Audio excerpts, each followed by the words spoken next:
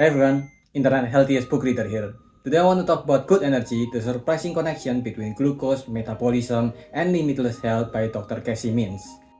Now let me make sure first that everyone is on the same level playing field as I am. First, I don't care how you look. It's just with how busy I am with my 9 to 5 job, keeping up with friends and families, workout, reading books, and making videos about them. I'm of course interested on learning more about what makes me have more energy on a day-to-day life, especially since I'm one of those don't function well without coffee in the morning kind of guy. Then secondly, the author of the book is a co-founder of Levels that made this third-party device to calculate your glucose level, kinda like what smartwatches do. But those and these, I think it's okay if you're just doing them for fun and you have more money to burn. But they are all still a work in progress and should not be taken at face value. So since the author is a co-founder of those, maybe also don't take everything she said in the book at face value, since the book might be partially a marketing ploy for her product. So as with everything that comes from the tech industry, take it with a grain of salt. But with that said, she also worked as a faculty member at Stanford University where she teaches metabolic health and healthcare technology, so he had a lot of knowledge that she can provide and I'm here for it. In our current understanding of health, I think we are a lot more aware now that our lifestyle affect our health so much more, whether it's the current lifestyle we're living or some previous lifestyle we've left behind. But during the life of the author's mom, that's not the case. After she gave birth to the author, she's just given some ambiguous, this is normal, just eat healthier, despite her struggle to lose weight at the same time. In her 40s, her blood pressure rises and her doctor just said this is normal and gave her ACE inhibitor to help her relax. In her 50s, she had high cholesterol and her doctor once again just told her this is normal for her age and gave her statins. Then in her 60s, she developed pre-diabetes and was told once again that this is normal and she was given metformin. She was on 5 different medications when she died from pancreatic cancer in her 70s, and that's kinda the norm of healthcare back then.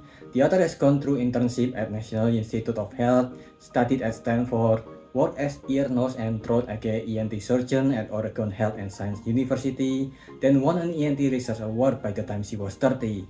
But even then, she worked with her patient the way her mother was treated back then. There was this one time where she did a surgery to a patient named Sophia who kept having chronic nasal inflammation. She saved her, but she knew that the surgery she performed is only a temporary solution because healthcare at the time still don't know what kept making her get sick. And ever since then, she studied about this cause and effect of how people live their life, to how they become sick, and how to prevent those sickness. A process in the book she called Good Energy, which is just basically a dressing for healthy lifestyle. One of the way modern medicine progress as doctor is to become more specialized and more generalized. The author, for example, who studied ENT can specialize to nose only, becoming a rhinologist, or focus on only the larynx, becoming a laryngologist, or focusing on the inner ear, becoming an otologist, which is her choice. During this time, another patient named Sarah kept having episodes of bad migraine that affected her life enough for her to get more complication from it. The author and 7 other doctors have tried to diagnose her to no avail, so she suggested the nutritionist way of migraine elimination diet, which Sarah didn't take seriously because it's a diet, it's for people who want to lose weight, not for getting rid of migraine. What you want is a symptom-based diagnosis and medicine to get rid of those symptoms, which might get rid of those symptoms temporarily, but because what is causing those symptoms are still there is a high chance that it will come back even if it was diagnosed and treated properly. For example, in another patient of the author, Sarah, the author became aware that Sarah's migraine and later complications are caused by inflammation, which is a cause of symptom from a lot of sickness. It's basically swelling that needs to be reduced or it will cause problem that ranges from uncomfortableness, pain, or even death. And usually doctors learn how to handle this by creating more room from the swelling, either using balloon or surgery, or by taking out the swelling itself either through medicine or by taking out liquid like pus, thus reducing the effect of the swelling. And in Sarah's case, this inflammation often returns even after it was treated, so our author decided to let go her position in the hospital and open her own clinics. Just like a lot of modern doctors who had first tried the generalized approach to patient, she started drifting to a more personalized approach to her patient. And by giving each patient a personalized plan that they need, a lot of her patients got out of their need for medication because their sickness was eliminated without coming back. Sometimes it took weeks or months, but the result of this new approach to health is promising. The way the author did this is by strengthening the cells in someone's body. I'm sure most people have heard the term metabolism and mitochondria, the powerhouse of the cell. When your body is healthy, your body will break down fatty acid from dietary fats and glucose from carbohydrates and transfer it into energy. And what carries this energy through your body is adenosine triphosphate or ATP.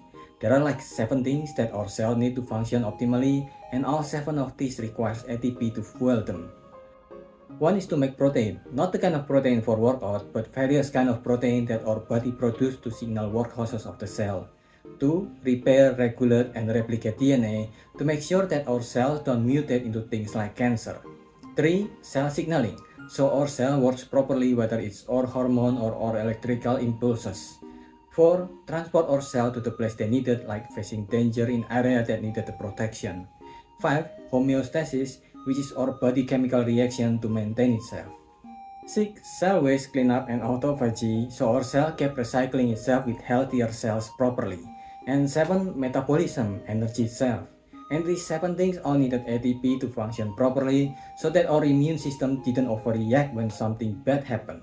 After all, a lot of common diseases are from our body overreacting to injuries and viruses because our other cells are not strong enough. And in order to make our cells stronger, there are cliché ways to train them that are cliché for a good reason. Stop chronically overnutrition yourself with calories and other macronutrition. Give yourself more micronutrition that comes from vegetables, fruits. Add more food that give us healthy microbiome guts.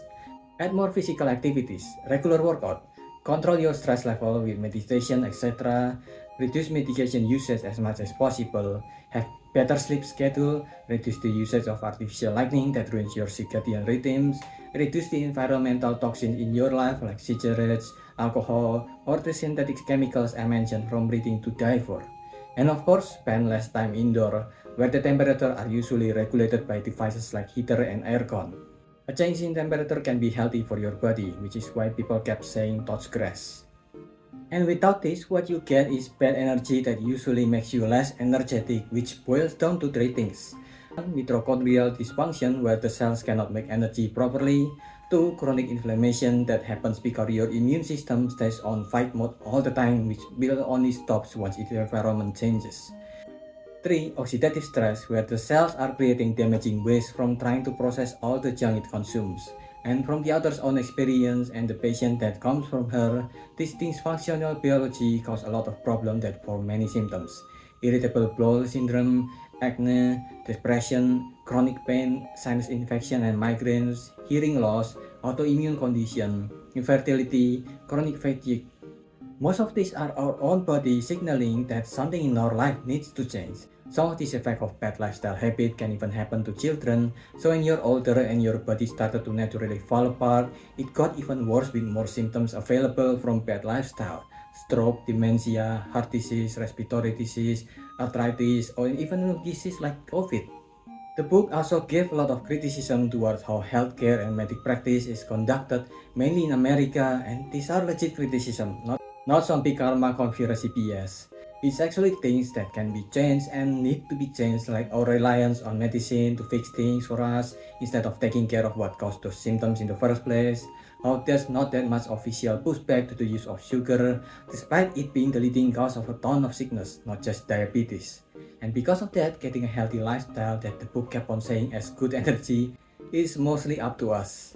There's also a section dedicated to how to read the blood test from your health checkup, and even more on your cholesterol data and other health checkup, which are need to go through actually if you're interested in that. But there's also what I feel here in the book that I've mentioned at the start of the video, product placement for her tech product level, which is disappointing I guess to see. It's also mostly written with obvious focus to people who are in good place in their life that have the time and money to make choices in what they're going to use it for. So it's for middle and upper socioeconomic class, since all of its suggestion of food and time management assume that you have the choice to afford the food or the time to do some of the activities suggested. It's also not a good book to read for people with bad body dysmorphia or bad eating disorder, as some of the suggestions like making a food journal can easily lead people to anorexia. Despite that though, I think the book is quite well written. About a quarter of it is discussing different kind of good nutrients and bad nutrients with detailed examples and what makes them good and bad. so we can make a much more informed decision on the food we consume if we want to. And while I say it's bad for the people with bad eating disorder, there are also a few suggestions that is beneficial for mental health, like meditation, breathing exercise, and exercise in general. Even some Eastern healthy activities that has been proven like yoga or Tai Chi. A lot of this information are solid information that I knew to be true from my limited knowledge from everything that I've read and a little bit of research I did for the video.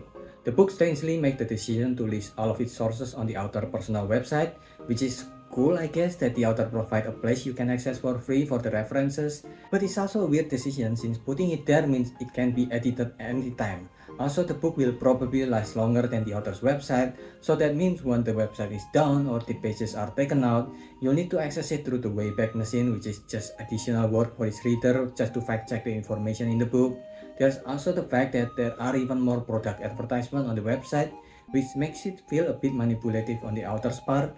I start the book by saying take the book with a grain of salt because it's made by a co-founder of dubious health tech device, and I unfortunately have to close the book with the same sentiment. Go with the obviously good part of how to live a healthier life, but definitely take the parts of what the book is doing with a hint of healthy cynicism. I give this a 3.25. What do you think? Let me know if I miss anything, so leave your thoughts in the comment below and subscribe to the channel. That's about it. See ya.